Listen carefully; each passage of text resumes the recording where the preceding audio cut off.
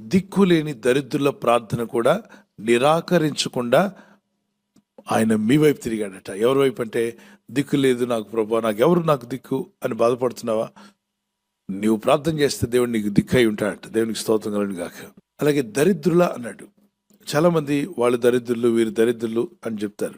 Okay, దరిద్ర స్థితిలో ఉండి కూడా నువ్వు ప్రార్థన చేస్తే నీ ప్రార్థన దేవుడు వింటాడట. దేవునికి స్తోత్రం కలుగును గాక.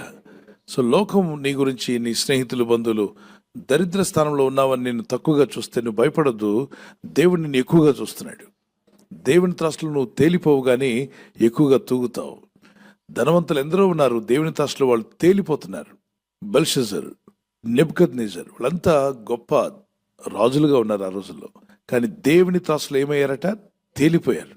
దేవుని త్రాసులో మనం ఎక్కువగా తూగాలి. అందుకంటున్నాడు, దిక్కులేని దరిద్రుల ప్రార్థన వైపు ఆయన తిరిగి ఉన్నాడు. దరిద్ర స్థితిలో ఉన్నావా?